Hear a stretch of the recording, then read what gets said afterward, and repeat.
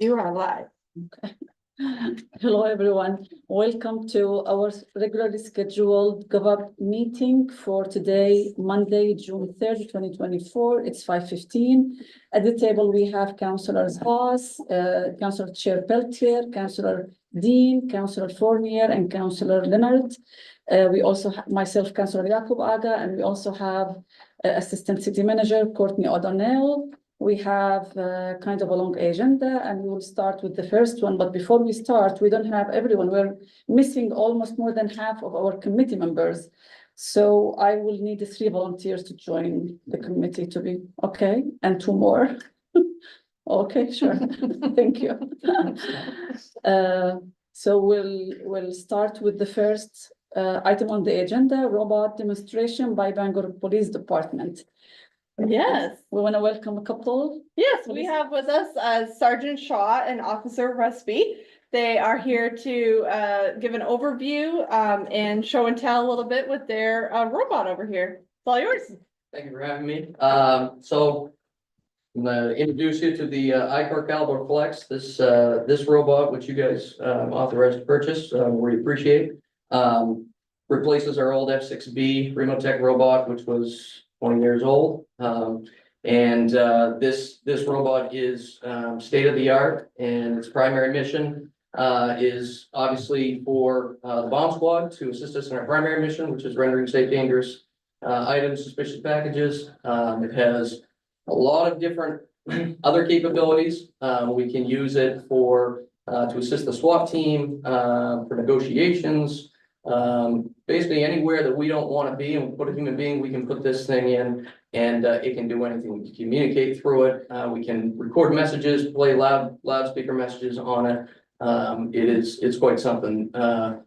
It's got multiple cameras all over it, and it's controlled obviously by this CCU here.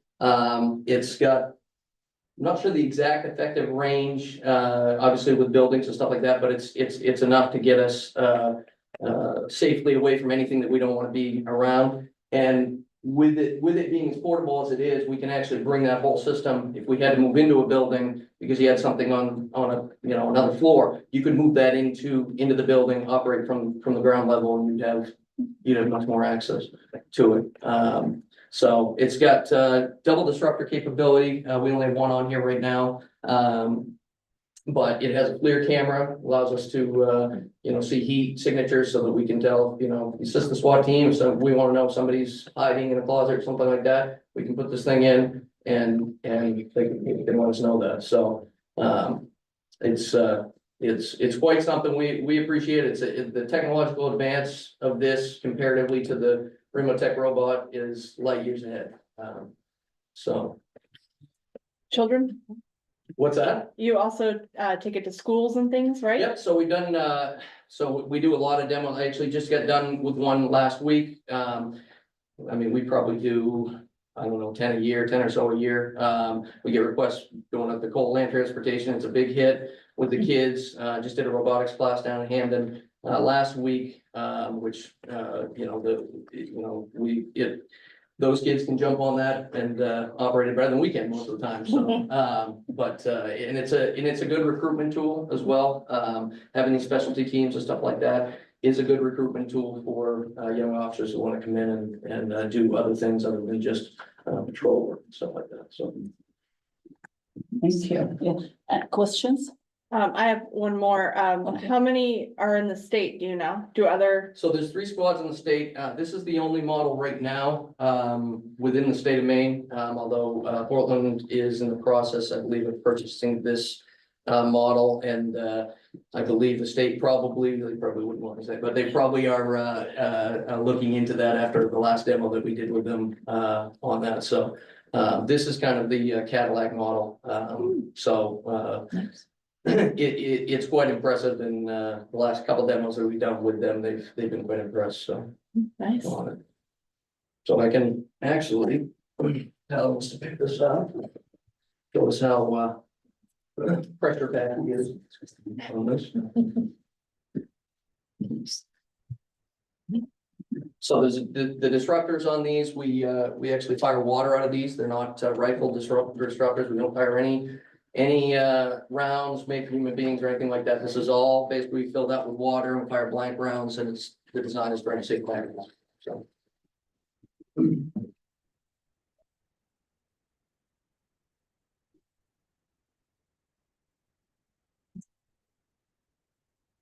While that's working, would you be called to assist other agencies or municipalities if needed? Yes, we've done that a number of times, being only 3 squads in the state, there are times when we've had to go assist other squads if their manpower is low, or sometimes you need more techs than what you have. In the event of that, we have done that. We probably used this as much on to assist our SWAT team as we have on call-outs for our squad, so as well, so. It's just really, it's helpful to have something you don't have to be human being in, so. That was my question. Yeah, this is so awesome. They said it goes upstairs. Yeah, so these little flippers here, they're called articulators. These will move in different configurations, so you can actually raise it up a little bit. So if you want to get up to look into a window, you can raise that up. You put it in another configuration, it can move upstairs. Another one, move downstairs, any configuration we want. We were actually in the cross center. We had this on a decline set of stairs up in one of the boxes, just trying to remove a pipe. And you could have this at a pretty steep decline and then still move the arm over to this side and lose no stability at all. Wow. So. Mm.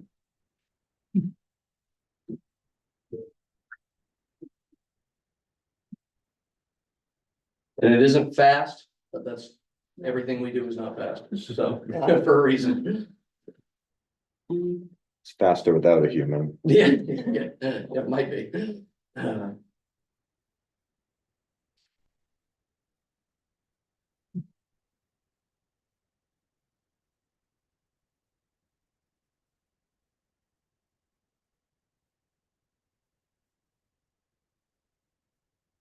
Just out of curiosity, does the Bangor Police Department, I can't recall if anyone has if we have bomb suits for any individuals, we Yeah. still, okay. Yes, we do, because, I mean, this is a tool and it is only a tool, but there are places we can't put this. There's also situations, not to go into tactics, but there are situations where you probably wouldn't want to use this.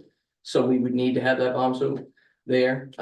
So we have 2 of the latest managed models. And how much do those suits weigh? Last time I remember, the plates themselves, you were anywhere between 80 to 100 pounds. Yeah, I think it's on the lower end now with the newer models of 80. Oh, yeah, The older they probably models got were a better. little bit bulkier, but I remember. yeah, the newer ones are made a little bit more to move in and stuff like that.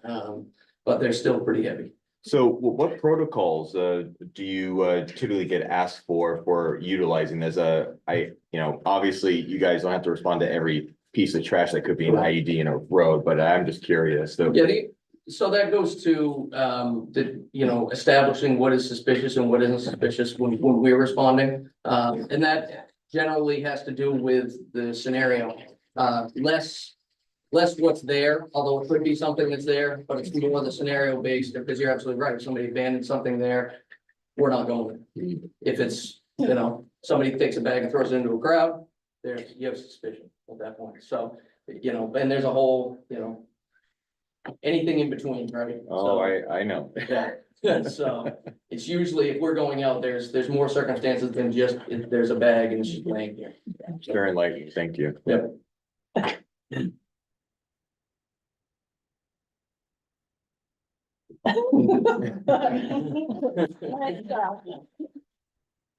So how many individuals are trained to work with this? So for our squad, we have a 5-man squad. In the state of Maine, there are only, if they're at full strength, Uh-huh. 15 in the state, And what about Bangor, it's good Bangor, but 5 of them. 5 of us. Yep. Any questions, any more questions? So how much can that pick up? So if this was laid out flat, so picking it up, I couldn't really give you an estimate because obviously if this arm here, you're not gonna probably pick up 100 pounds on it. However, if this is laid out, and somebody was down and you wanted to drag somebody out, you could drag them out with the full force of those trucks, so.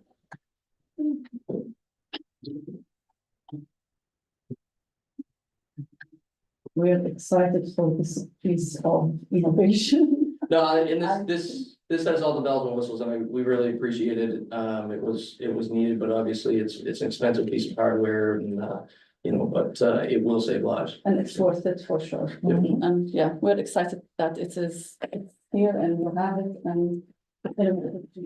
Yeah, we hope not to use it, but, We hope, but Right. that's why it's here. Exactly. That it will be needed. Okay, Exactly. thank you so much. Thank you. Yes, Thank you, thank you. Okay. That was an exciting piece on the agenda. Yes. We move to the second piece, which is ordinance revision, loitering on medians. Yes, that is City Solicitor David Sevchek's here to talk to us about that. Don't walk in front of that. Hi. You out. Thank you. So, this item is, a very, short change to the loitering ordinance, a one sentence addition to, because of situations that are, have been brought to our attention that involve safety. And that has to do with, people who are loitering on traffic medians in high traffic volume or high traffic speed areas. There have been at least a couple of those locations identified and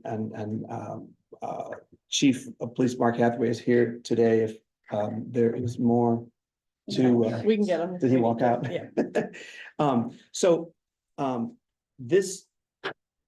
This ordinance change, if passed by the council, is not intended to affect speech.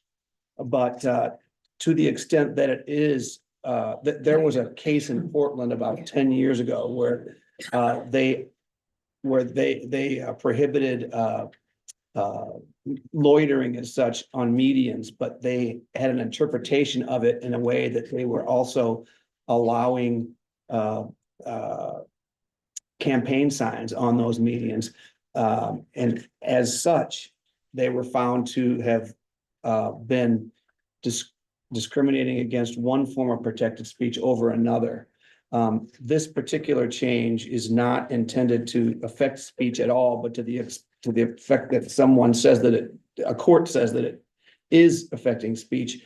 This would be what we would consider a reasonable time, place, and manner restriction. And the whole ordinance change is one sentence: that shall be unlawful for any person to loiter either alone or with others on medians less than 6 feet wide in high volume or high speed traffic areas due to safety concerns. There are situations, one area in particular is on the Odland Road outside of where 395 comes into intersection with it, and like right one median right across from the Ramada, where there are narrow medians, cars whizzing by on both sides, and people hanging out in those medians. And this would be a proposed change that would identify a concern and hopefully prevent something bad from happening if we were to do nothing about that. In terms of enforcing it, what would be anticipated would just be an order to disperse. And we wouldn't anticipate that there'd be anything that would need to go further than that. To the extent that it did need to go further than that, it could be enforced as the other loitering provisions are enforced, which would be under the general ordinance violation provision that applies when there isn't a specific provision in the ordinance. So it would be, a standard ordinance violation under section 9-26 of the ordinances. And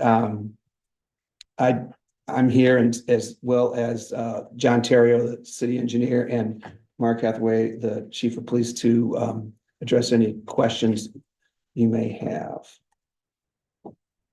Questions? Yes, Councilor. It's not really a question, it's more of a comment, but out there on the Ogden Road, they're talking about by the Ramada.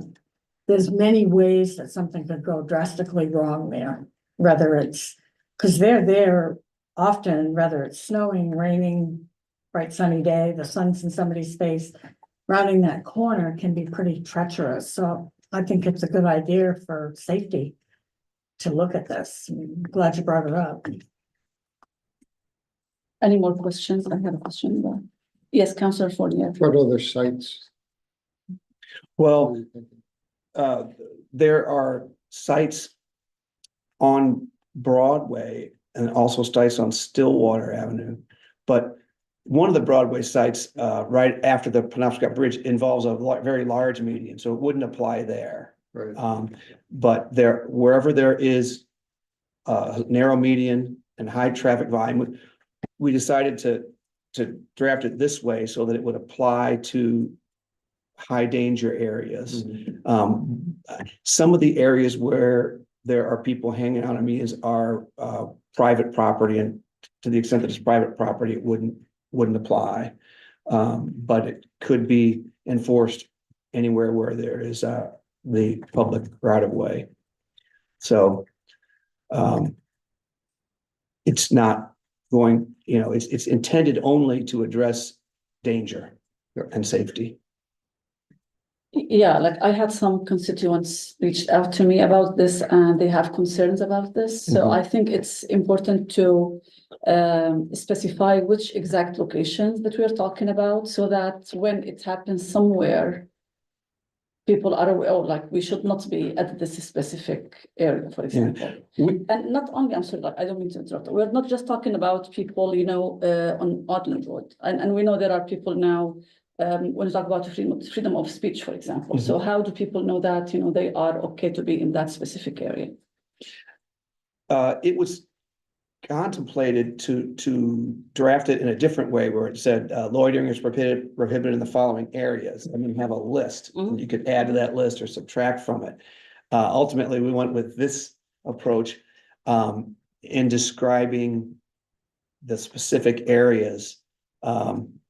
It became difficult to be precise, whereas if you're talking about narrow medians in high traffic volume areas, that's I think specifically, it's sufficiently precise, but also flexible enough to include other areas that may be dangerous that aren't on a list.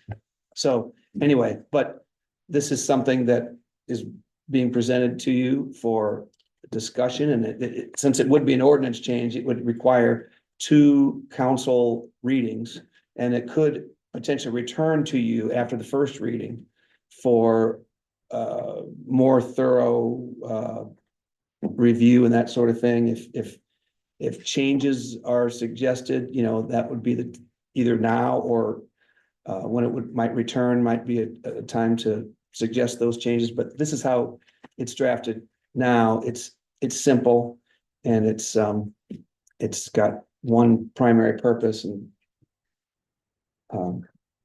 Yeah, sometimes because it's simple, so it leaves the door open for speculations about it and its implementation. And I think that's where maybe some more specific explanation about it. And I know you don't want to specify areas. I know you're yeah. but I think it will be helpful to have that, just so that people are aware of it, and you avoid situations where, people don't know, and then they feel like they're in trouble because they did that, or so I still feel maybe some more specification. Yes, Councilor Hawes. So we could move this to council for first reading. And then once it was that first reading, it could come back to committee, correct? It could be first reading and referral Right. So back then you'd here, have if that's, 2 more rounds of yeah. potentially description and conversation. Yeah, and I agree that there are situations where, or like specific areas where, yes, it becomes dangerous. I'm aware of that. I mean, but it's important to make it clear to the public as well that, these are the areas that we don't want people, to to congregate because it's gonna be dangerous. Mhm, Safety is the issue, and to make it clear, safety is why. mhm. Yes, Councillor Dean. But you're also saying that no one would be arrested or citations would not be given, you're just gonna ask them to move on. So What- once it happened once, then they would know that was the area they shouldn't be in. Right, what I was saying was that it would be anticipated that, an order to disperse would be given. And then they would move on to a place that's not dangerous. I mean, in theory, someone could refuse an order to disperse, and in that case, then it could be, a violation of an ordinance in which the enforcement provisions of that section that I cited would then be applicable, that could end up involving a civil penalty and such.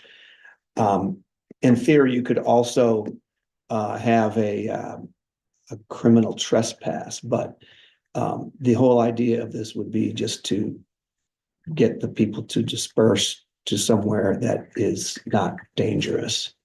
So that those steps hopefully wouldn't need to be taken. Yes, please, Councillor. Hall. Sorry. Question, I believe, for the city engineer. Is there a standard width of medians? So typically you're, Sorry, John. typically you're designing your medians to channel traffic in all the directions. So there's not a standard width. It's based on how wide the intersection is and how much the offset is of the other travel lanes. So you're trying to provide smooth flow from one side of the intersection to the other side without people being in a space that's dangerous. So they make a median island around it. So a 4 foot, 6 foot, what he's specifying, 6 foot is still pretty narrow. I mean, that's the length of your arms spread out, and that's it. So, and the locations that I think this is gonna be mostly applicable to is like the Odland Road intersection, Stillwater Road intersection. Odland Road, 395, that's one of our highest crash locations in the city. So someone sitting out there, you know, it's not safe to be anywhere in that location. Stillwater Avenue and Bangor Parkade, that's another high crash location. So, I mean, I think in most cases you have these narrow, most of the times they're concrete because it's hard to grow grass in 4 feet of median island. So it's, 4 to 6 feet of concrete. And, those are going to be in locations where you do have high traffic volume. So most cases it's not going to be safe to be out there. And I think that was my question about because we know there are incidents of high risk of being run over, and we Right. heard about a few situations where, like, we always hear about people being run over by vehicles. Yeah. Are those areas part of the ordinance? Like, are they gonna? I think just by, your high crash locations are generally places where you have high traffic volumes and vehicle motorist inattention so I think just by default, the areas with these channelization islands that are 4 to 6 feet are going to be in your intersections with higher traffic volumes, which is where we're trying to keep people away. And I think it will be good to specify those specifically where we have a high volume of people being run over. Thank you. Yes, Councillor Pelletier. I received a text from Councillor Trumbull that he's in favor of this. I'm in favor of this as written. I'd actually like to see us go to 10 feet because to your point, 6 feet is pretty narrow. And I don't think we need a list of places. I think it's incumbent on someone who wants to stand in a median to know if they should be there or not. But I think there have been a few close calls that I've seen in different places with people in medians, and this hopefully will go a long way in keeping pedestrians and others safe. Anyone? Yes, please, Councillor. So from a health and human safety consideration, this does make logistically a good bit of sense when there are small number to a single individual on a roadway. It does make it much more easier for a potentially distracted driver to come into contact with an individual who may be there, and this can create in general health and human safety issue throughout the city. I do have some hesitations regarding First Amendment issues on this. I want to be very clear that, for example, let's say there's a protest that happens to be at one of these medians, for example. Can this law be applied to individuals who organize around such a roadway if they have a cause to be there for? Because the point of a protest is to be disruptive. And I don't want to necessarily have this law potentially be another thing that can be used as a muzzle for free speech. I'm willing to expand on that conversation more so after first reading. But that is one of the hesitations I have for this. Councilor Pelletier. So just for clarification, if someone's going to organize a protest, they have to have a permit. We wouldn't permit someone to have a protest in a median, would we? No, there already are a couple of loitering ordinances on the books. It's unlawful to loiter either alone or with others in a public place so as to obstruct any public street, public highway, public sidewalk, or any other public place or building, or hinder or impede the free and uninterrupted passage of vehicles, traffic, or pedestrians. So if you're gonna protest and block a street, that's not allowed under our ordinance. And so we would give a permit for someone to do that. There's another ordinance that says it's unlawful to loiter in such a manner as to on a public street, public highway, public sidewalk, or place any act or thing which is an obstruction or interference to the free and uninterrupted use of property or to any business lawfully conducted by anyone. That's to keep people from blocking people from going out of their own place of business. So this would be added to this section of the ordinances, but it would be strictly a safety thing that would be focused on the safety of the people that are loitering on the narrow mediums. And it doesn't matter whether they're saying anything, just the fact that they're loitering there. It's not intended to regulate speech at all. I agree with Councilor Leonard. We want to make sure that people can exercise free speech and protest and all those things. And we want to note that they're going to do it safely. Right. Yeah. We would agree with that as well. Yes, Councilor Fournier. I'd be in favor of the 10-foot area. I think that would be just prudent. 6 is narrow enough, but even 10 isn't really a whole bunch room in my mind. Yes, Councilor Leonard. The other thing I just want to make a note of as well is I don't really want to see an abuse of this ordinance as well. If there's a legitimate concern, that obviously should take precedent. I want to be very clear, though, that we already have a lot of officers that are responding to a myriad of calls every single day. And if this is just another thing for them to give them more busy work, I want to make sure that we reiterate that this is something that's supposed to help them in the long run, not to give them more work at the end of the day. So I really hope that if this is implemented, that we encourage people to not take advantage of this. And how to reinforce this? This is the point now. How to reinforce this? I don't want to speak for Mark, but I can't. This is not intended to create more work, especially busy work for the police. Good evening. I feel as if you were to endorse these changes, that we would be able to resolve these matters through conversation. I honestly believe that good conversation and dialogue with those that are in these areas, and we can resolve it in that manner.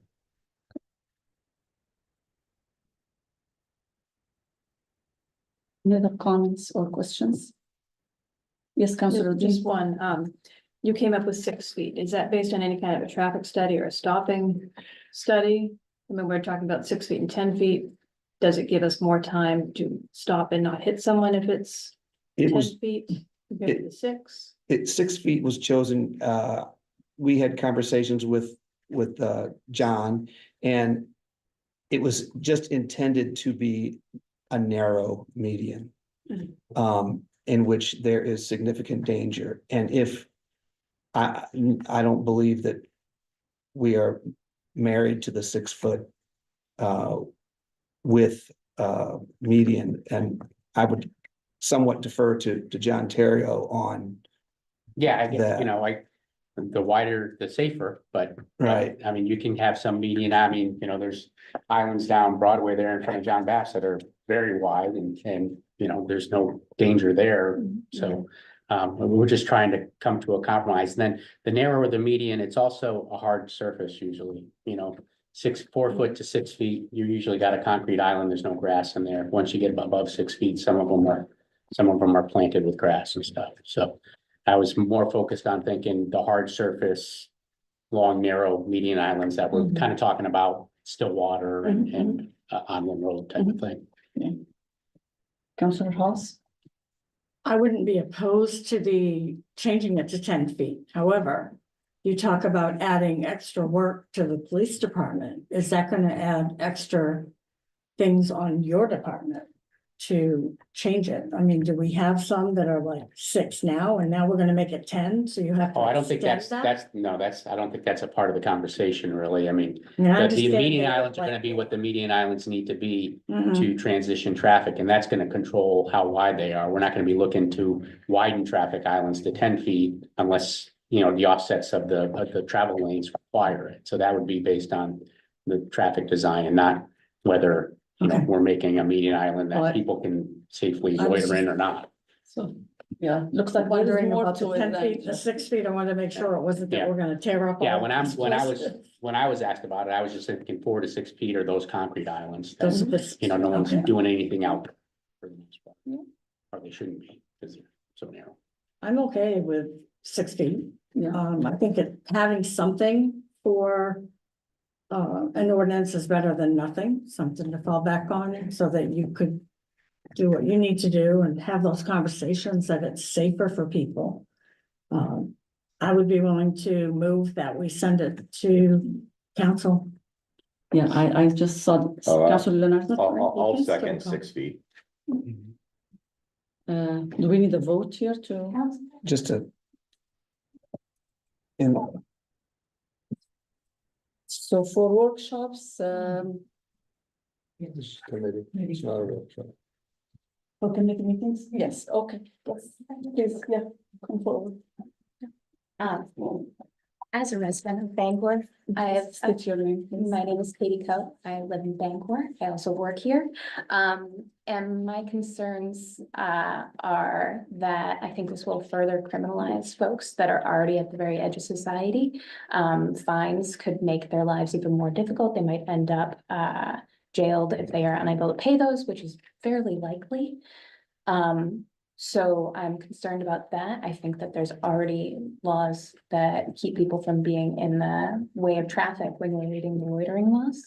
If they're in traffic or they're going in and out of traffic, then there's already something that can address that. But if this does get enacted, I think that there might be something on implementation where it does state that the person is redirected to the nearest safe place that they can resume their business, whatever that business may be.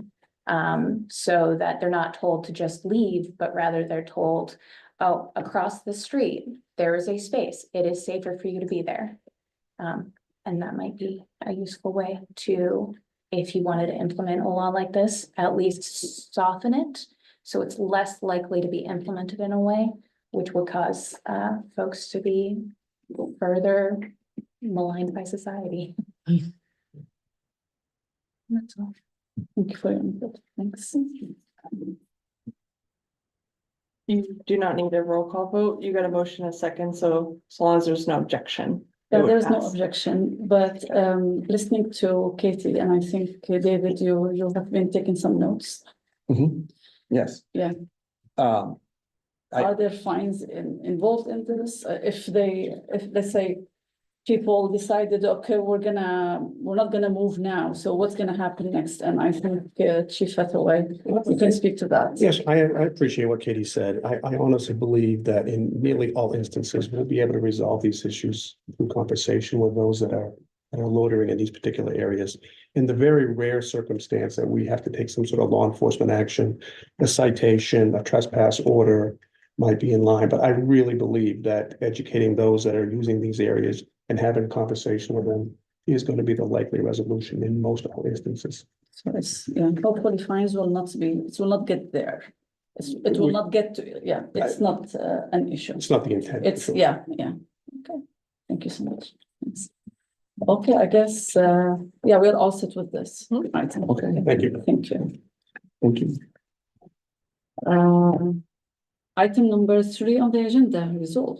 Yes, this is a resolve, accepting and appropriating 38,000 from the Center for Tobacco Independence. I believe Jamie Comstock, Health Promotions Manager with our Public Health Department's here to talk about this. Yes, hi, thanks, Courtney. So this is an opportunity that is brought to us by the Center for Tobacco Independence to purchase from us a day a week of 2 of our current employees to provide tobacco treatment in schools in Penobscot County.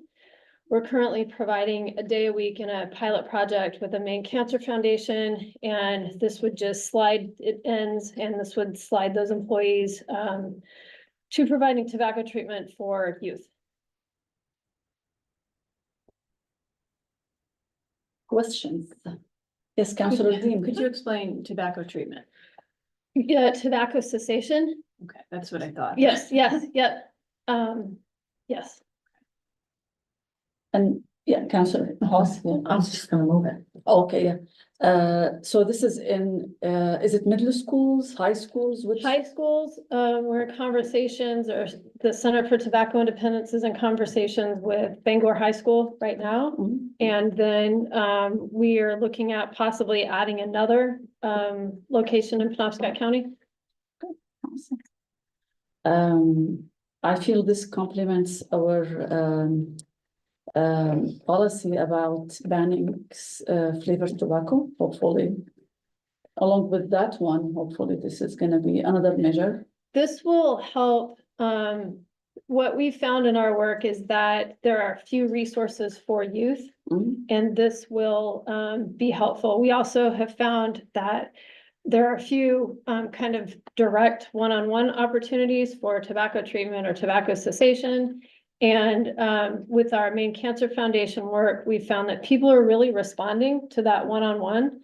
And so we are really hopeful that youth who have no other options, and so in Bangor also, will be hoping to integrate with the school-based health center. Mhm. So there will be lots of supports for youth, and we're hoping that this will be a nice opportunity for them and something that doesn't currently exist. So in the service, is it voluntary? How do you recognize or identify who will be, benefiting from this, or? The students? Yeah. Yeah, how? so they'll come to the school-based health center, and we'll also make it known throughout the school. Who, if people would like the service. And then what we'll work on before this starts, before the treatment specialists provide treatment starting in September, that's the goal, is to develop a referral pathway and set kind of all of those rules about that. So Yeah, it's voluntary, basically. It's. yes, Yeah, absolutely. They Yep. have to want to do it. Yes, Yeah. yes, Okay. yep. If there are no more questions or comments, Councilor Hawes, you moved it. I will move the resolve, go to council. Second. Okay, then it's moved. We have first or second, it's moved. Thank you so much. Thank you. Thanks. Number 4. Yes, this is an order authorizing application for the Data Innovation Project Fellowship. I believe Public Health Director Jennifer Gunderman is here with us tonight. Hi, thank you for having me today. So Public Health and Community Services few years ago, started on the process towards accreditation. And so accreditation, just like accreditation for a school or a hospital, really has the public health entity move towards certain standards, accountability, performance management. One of the challenges that we've had in progressing is really resources, the time, the people to be able to move us to the next step. So we're looking at many systems internally to see how we can still continue in that process. One of the resources that we would like to apply for is the University of Southern Maine Data Innovation Program. They offer a fellow program. It's kind of like a student internship program. It would be if we were chosen, we would have a University of Southern Maine student for a full academic year. It is to no cost to us. And actually, the University of Southern Maine has grant funding to provide funding to the student. So it's not one of those free internships either, where students can be disadvantaged. The students who get chosen to be part of the program, they get a stipend and a scholarship. And what we're asking for is really your permission to apply to receive one of these fellows. And then we keep our fingers crossed and see if that. And so what we would hope is that this fellow would help us with some of our data and evaluation processes to get us ready for that accreditation application. And we feel like it would be a really great opportunity for a public health student to have this experience in their workforce development. Sounds like a good deal. Thank you. Yeah, we have talks about this for a couple of years, so I'm glad to see this happening. And yeah, I mean, It would really help your process. yeah, in the accreditation. yeah, I was looking at Councillor Haas to I make a would- motion. I'll move that you have permission to apply for that. Second. We have a motion and a second, so it's The deal. Hopefully you'll be Thank you, chosen. thank you. We'll keep you informed. Please do. Thank you so much. Right here. Oh, Yes. Next one, public health updates. I'm just gonna grab my computer real quick to make Please sure do. that I have the documents with it.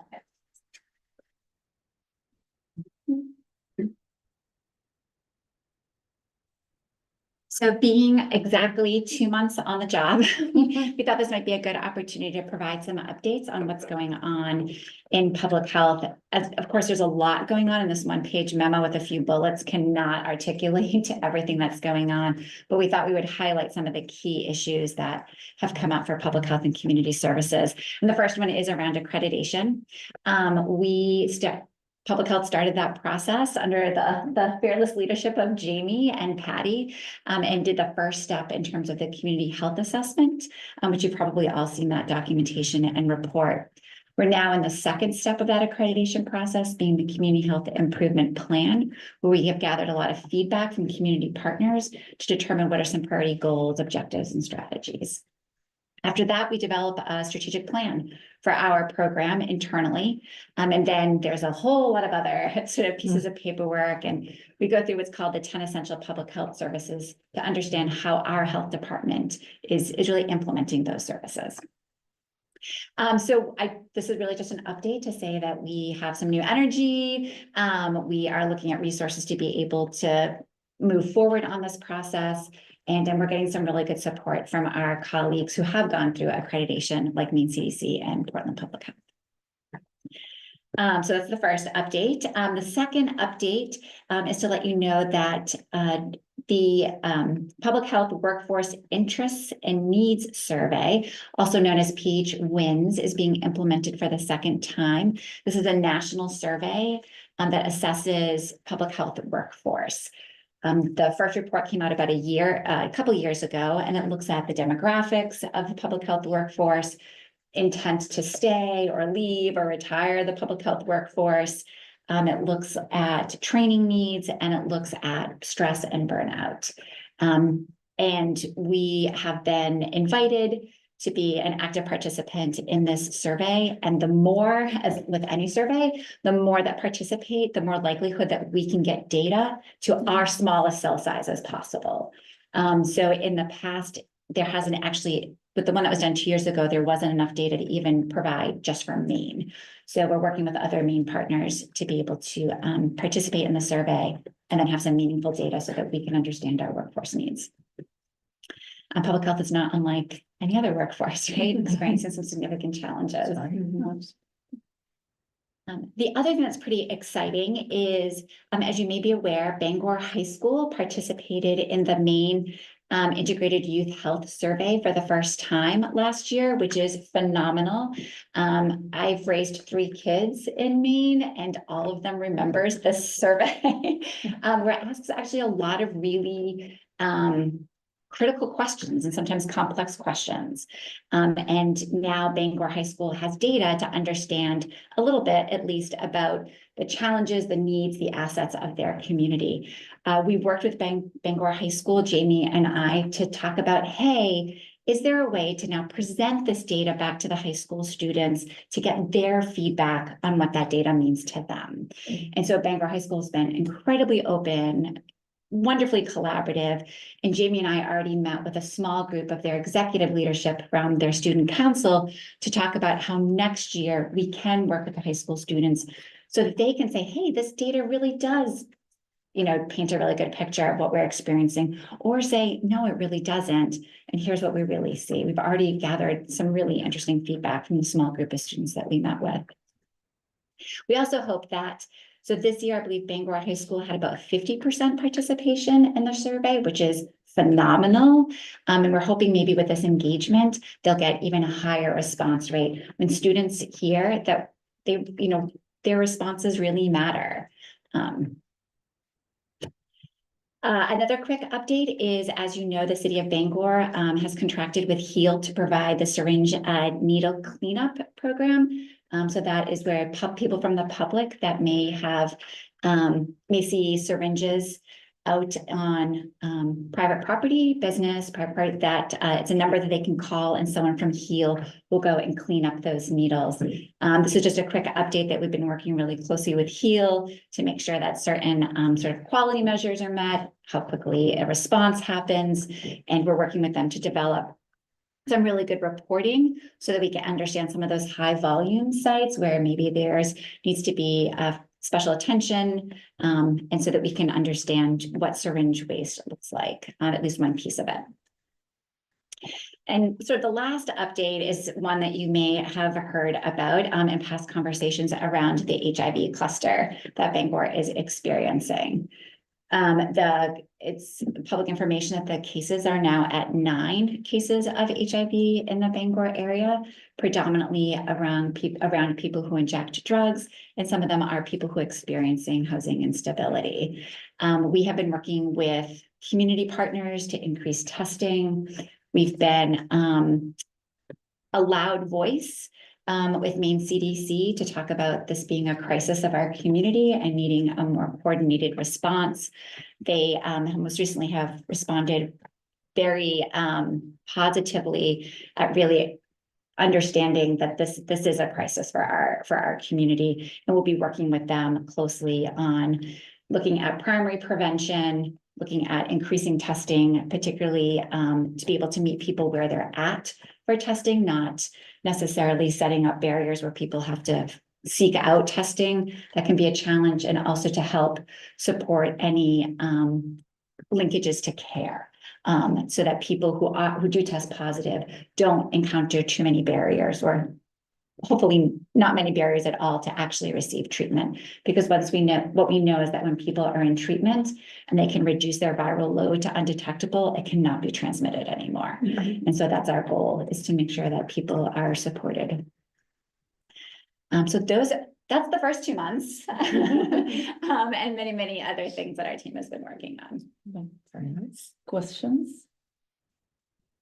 Yes, Councilor Pelletier. I have heard some mixed feedback from especially downtown business owners on the services for syringe cleanup. That, okay. Things maybe not being addressed in a certain amount of time or not well. Do you have data from HEAL currently on how many syringes they're picking up and how often? We do receive a monthly report. That report has had issues with it. We haven't felt as though the data has been accurate. So I will be working with HEAL directly to make sure that those reports are accurate moving forward. So I would say we do have maybe an idea about how quickly strangers are being picked up. It is a Monday through Friday service. And so when the weekends happen, there isn't that 12 to 24-hour response. What we want to do with the data is say to Heal, okay, where are those high volume sites so that you can go there on a Friday to make sure, to be a little bit more proactive. I would say that if there are businesses that are experiencing sort of not the response that they would hope for, that they would reach out to have a conversation with me so that that's something that can be recorded and addressed. Thank you. You're welcome. Yeah, Councilor Fournier. This is great. Thank you for the update on everything. And I'm really glad that you're pushing the youth health survey. That's important. Thank you. They're amazing. When you sit and talk with youth, there's some really important things to say. I have a question, please. So about the 9 who were identified as infected with HIV, how do we guarantee that they are not transmitting the disease to other individuals since they are challenged, housing wise and other? Yeah, that's a great question. And in good public health sense, my first response is there's no way to guarantee. All we can do is surround the community with services that we know that works. One being, needle exchange programs work when done effectively. We know that PrEP or the prophylaxis treatment it can be effective. And, one of the things that my background is in HIV in many parts of the world. And one thing that's happened here in the United States is people don't talk about HIV the same way. So even some of the basic facts are forgotten or they haven't been taught because it kind of went off the radar. So I think, we have to go back to some of the basics around accurate and correct information about transmission, providing those primary prevention services, getting people tested. If they don't know their status, they're not going to maybe take some measures, and then getting people into treatment. So, it's really an all hands on deck and doing the best that we can to make sure that the services are available, but there's not many barriers and they're known to the community. I appreciate your efforts. So those 9, are they accepting treatment? That is data. So here's the dance. Maybe, I don't know. Here's the dance that we dance. Because we in Maine have a very centralized public health system, we do not, as a local health department, receive information about individual cases. So all we can do is ask the Maine CDC, how can we help? Can you give us some basic updates? So I'm not able to report on the cases. Yeah, and talking about HIV not being talked about or discussed, I forget it exists, but Yes. it does exist. So it's reality, like this is. Exactly. Yeah, thank you so much. Yeah. Any more questions, comments? No? I think that's it. Oh, thank you. Okay, thank you so much. Yeah. Thanks. The final item. Yes, the last item has to do with nominations for the Legislative Policy Committee through Maine Municipal Association. I believe that Bangor has a dedicated representative on that LPC. And so it's over the next 2 years, the person nominated would start serving, I believe, early next year, 2025. And so there is an application process that is due June 7th. It's pretty simple and basic. And I believe Counselor Sue Hawes served on that committee most recently, so she might have some insight to share about that committee as well. But really hoping that there's counselor interest, I guess, in filling that slot moving forward. I hope so, because that is where you're gonna hear about all of the proposed legislation, and the committee's divided up into 2 groups. And one might deal with transportation, and somebody else might deal with Veterans Affairs or whatever, 2 different groups. Personally, I liked it better when we met in person, but then we got slammed with all the virtual things. They meet. It's usually a whole day because your committees meet in the morning and then the 2 groups meet for the full afternoon to discuss both sides. I enjoyed it, and it's a good committee. You meet a lot of your counterparts in other parts of the state, because all municipalities have representation on it. So I would encourage you to think about maybe putting an application in for that. Yeah, I believe there's 70 people on the committee. It's big. And it really informs MMA's position on legislative items before the legislature. Yeah. Do you have anything, City Manager Lori? you'd like to Yeah, add? and on top of that, when I heard Counselor Hawes say it's an all day, I think that only happens maybe once or twice. Typically, aren't the other meetings usually tied to the legislative session? And they could be a check-in for an hour or two.